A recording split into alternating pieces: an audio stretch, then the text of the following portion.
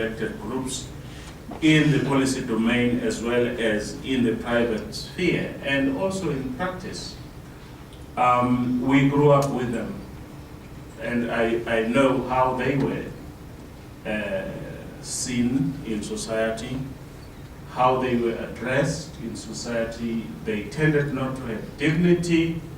They tended to be made to wait and be the last to access anything, be it food, be it to get into a line, in class and what have you. Even teachers sometimes wouldn't point at them when they ask questions.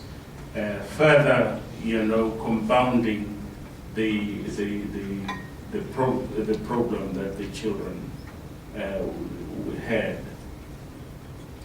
Further, the majority of these children face enormous economic, political, and social barriers that have an adverse impact on their physical, social, and intellectual development and well-being. This is one of the things that as a society we need to highlight. As the Commission, we need to try and fight against, and we need to push back.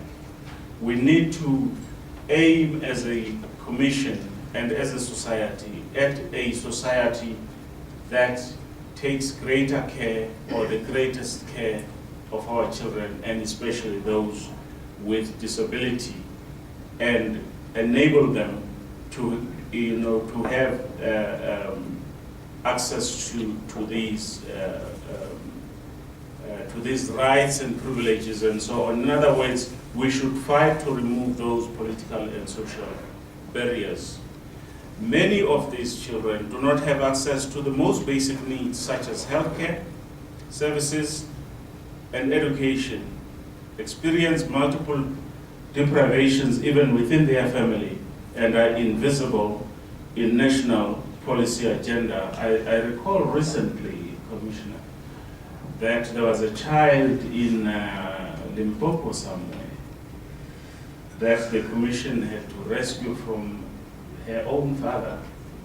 Her disability is that she had a mental disability, and the father decided that she was going to be kept in a chain, tied to a pole like a dog.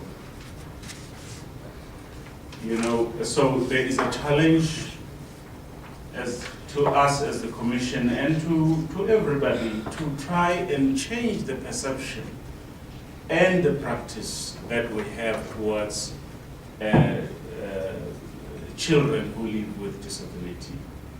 I recall also that the Commission has such a challenge because we received an indication that children in KZN in a district called Mkhanyabude who live with disability are actually suffering, that some of them had died because the schools do not have the facilities to enable those children to fully access their education. One, schools are very far. Two, the government is not providing any transport for them to assist them to get to school. Three, some of them cannot see, and at least one, I think, had been run over by a car when crossing the road and so on. This is 2017, and so the problem is quite serious. All this, it happens in spite of the fact that the Constitution provides, among others, that every child has the right to basic nutrition, shelter, basic health care services, and social services, basic education included. Every child has the right to be protected from maltreatment, from neglect, from abuse and degradation, and that a child's best interests are of paramount importance in every matter concerning the child.